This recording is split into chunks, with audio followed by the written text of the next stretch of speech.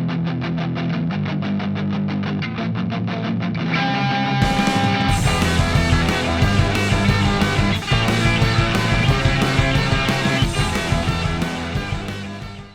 everyone, welcome to a Star Wars Galaxy of Heroes video. Today we're going to talk about the monthly January 2021 of what happened in the game. And with me today I have none other than the captain of the battalion, FortMort, with me to talk about. How's it going, Fort? Top of the morning, RKP. How are you? I'm good. Thanks for being here on with me on YouTube for this. So before we get into the January of SWGOH, I wanted to have your impression on the last year, on 2020. Not on all the other crap that happened, but on the game. You know, what was your impression on what happened in SWGOH? I love how you say it, the other crap. So there was a lot of crap that was out there in the past, but 2020, I know it's been a rough year for everybody with the COVID and everything else, but not to get into it. This year has been amazing. I've been playing this game for 3 years this month, and this is by far, I think once it hit March or somewhere along this line, everything just looked up. Positivity in the game, the new characters they're bringing in, even the excess of the GLs, they're just finding ways to keep the game alive, letting the whales do their work and keep it alive. And then we're sitting down here at the bottom just watching the show. And I mean, I'm loving it, man. I love all the new characters and everything that's happening. I've been a big advocate of CG doing good work, and they've really impressed me this past year. So, and this community is like nothing I've ever seen. True. Love it. Yeah. The community helps a lot, I think, in loving the game and everything. Yeah, for sure. I agree. And a mobile game. Also, true. It's a little mobile game for free, you know, and but it did something. So complex, but so much fun at the same time. Yep, I agree. I agree, and it looks like January of this year is they continue to add some stuff to the game, and that's what we're going to go through, starting with the Armorer. So in December they announced that the Armorer was coming to the game, but they released it on, if I remember, January 13 was the marquee event of the Armorer. So simple marquee event, 3-star character unlocked for everybody. And I've seen a couple of views of the Armorer, but not a lot. How did you see her go into the game right now? So one of the things that I appreciate when I first saw it come out was one of her visuals. Does the, you know, the blacksmithing thing, and that's actually in the game, and it's really cool. But I've seen her in the recent Galactic Challenge as usable, getting her stacks built up. 4 Mandalorians, and then Malik, if you got Malik, can pretty much bust through the last tier, which is great. And then I've seen her used in, I know Clash DOE was his former name, did a video with the Mandalorian, I'm sorry, the Armor, it was JML, or not JML, JKL and somebody else, and they were taking down a 5-team slacker with just 3 of them. Just a lot of weird uses. So I think right now we don't understand how good she is, but we're getting there as a community. We're getting there. Yep. Yeah, I've seen her, I think, in a JML timeout team on defense or something like that too. So little use outside of her Mandalorian faction, but you know, I think that with what they added with the Mandalorian, which is the Mandalorian tag, she will probably eventually get more use out of all the Mandalorian characters. So alongside with the marquee event, they had finally the Mandalorian tag released in the game, because this was one of the 2 tags, I think, that the community was asking, right? The Mandalorian tag and the neutral tag are probably the 2 most popular tags. And so Mandalorian tag is there. We see the character list of who's there. Not a lot of popular. I mean, aside from Jango Fett and Boba Fett, usually. Well, Boba is not even there because he's officially not a Mandalorian. But so I think that they're going to ramp up the Mandalorian tag with new characters soon, and then we'll see the Armorer getting some use. I think the other thing I want to throw in there too is some characters like Sabine Wren, who's already a good character at Relic, is now getting some viability. Who's Gar Saxon may get some viability. We don't know yet. This is the 3rd time this year they brought garbage characters and put them into something that may make them viable. Which is great. I love that idea. Yep. Mon Mothma did this. Moff Gideon also did this. And actually also the regular Mandalorian and Grief Karga sort of did this, because they brought, you know, you can now create 2 Bounty Hunters team. Just like Moff Gideon, you can create 2 Imperial Troopers team. So they originally did this with Alpha. And Alpha, the Geos, look at how great they are in their usability. So I'm so hoping that's the case with these characters too. Good point. So we'll have to see. In February, it's Sabine Wren as a login character, and the Galactic Challenges, half of them are Mandalorian related, right? So Yep. definitely it's going to be a focus in February. Yep, they're pushing in every event trying to get us to use Beskar. So I mean that caters to the whales, and I'm okay with that. But they're definitely heavily leaning toward Mandalorian. Yep, that's for sure. And speaking of the show, Ig11 and Quill finally released in January on their regular hard nodes to be farmed. Now you need both of these characters to get the Beskar armor Mandalorian. So they got released on Quill was on a dark. It's the 5A dark node with the TIE bomber. So this makes Quill a super interesting node to farm because you get Quill and you get the Empire TIE bomber. And Ig11 is on a very low 12 energy 3B light side farm. So also fairly easy to get. So for a legendary character, those are fun to farm and easy to farm, I think. Yeah, this is going to be a lot of fun. And like I said, having to go Beskar, but that TIE bomber is such a good ship. So I'm farming that anyway. So Quill's just coming along for the ride. So at the end of the day, I'm loving that node. Yeah. Yeah, and there's a couple of nodes like that in the game, and I think they're fun to have, right? You feel like you're actually spending your energy wisely. Useful. Useful, exactly. Yeah. Agreed. Aside from that, though, those two characters I haven't seen them use. I mean, I've seen IG-11 in some Galactic Legend Ray squads, but aside from that, not too much so far. We're not seeing them at higher levels yet, but I'm using them at Gear 8 in cleanup teams, and even at that level, these two together, if you use them right, they're filthy. They are filthy. I cannot imagine how thick that IG is going to be in a relic level. Yeah, and together is the good word here because they were meant to really work as a good synergy together. Yes. Yeah. Galactic Challenges in January, they were all over the place. This was the first whole month where we had 2 Galactic Challenges per week, one because they changed the schedule at the end of December. I love the fact that we're having them more and more, specifically because we're getting more of those mod slicing materials to get them up to 6A. But the difficulty of every Galactic Challenges, it's either a hit or miss, right?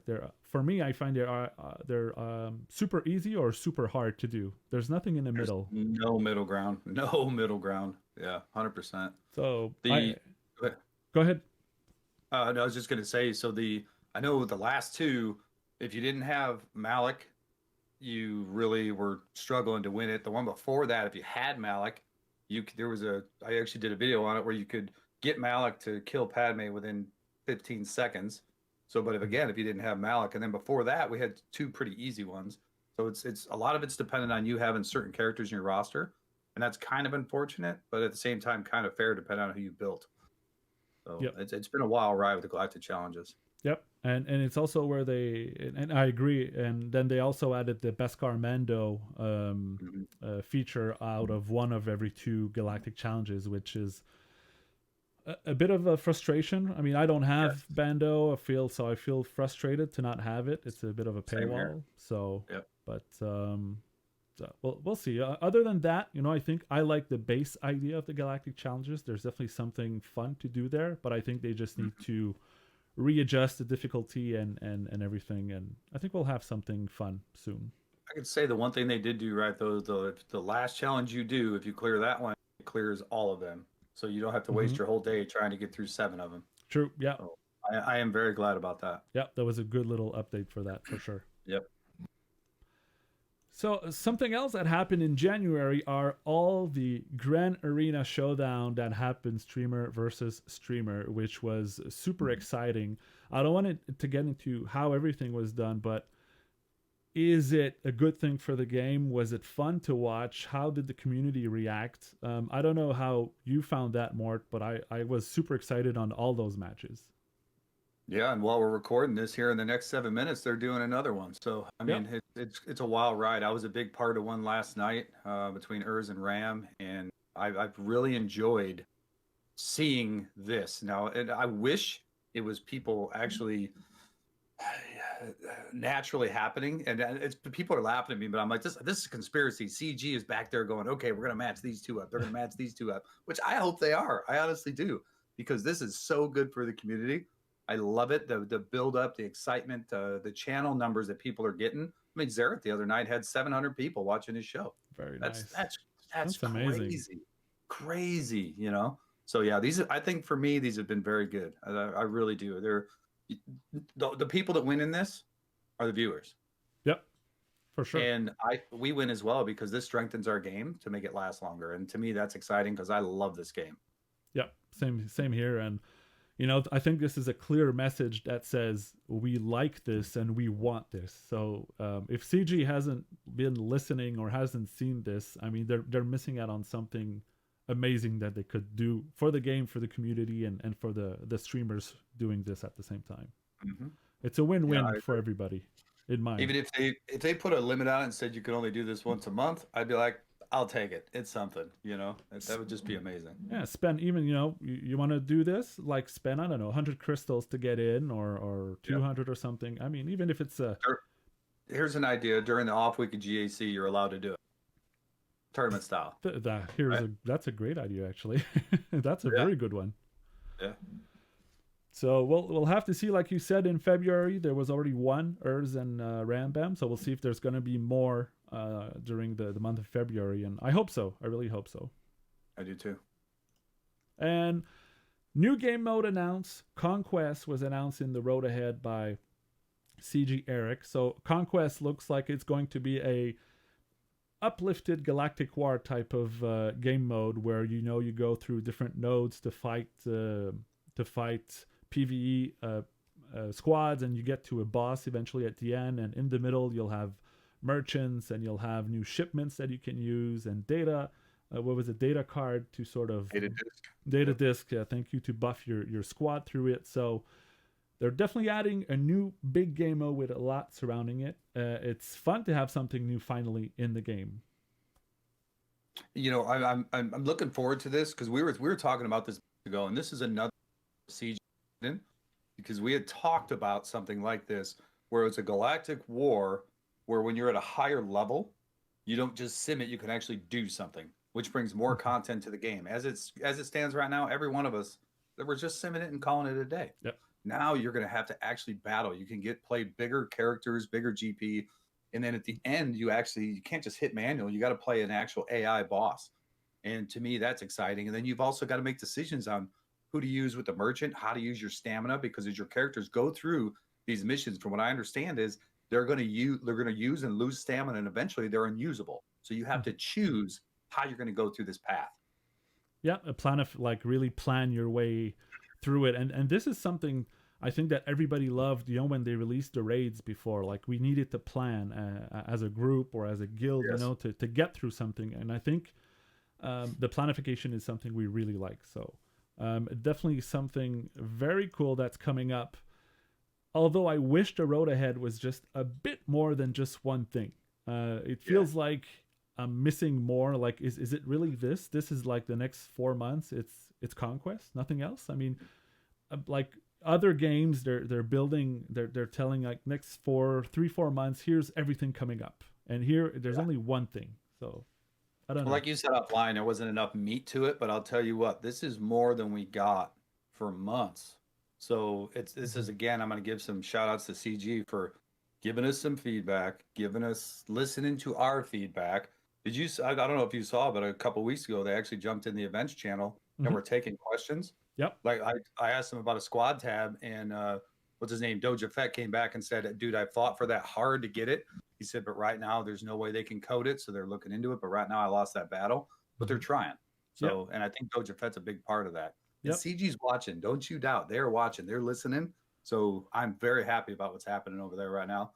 Big advocate of it right now. Yep, I agree. And I think even like yesterday or the day before, they were back in that same Discord server talking again. So were they? Yeah. So it's not like, I think it looks like they want to do this like a recurring thing. So it's good. Very good news. Open door, baby. Open door. Yeah, for sure.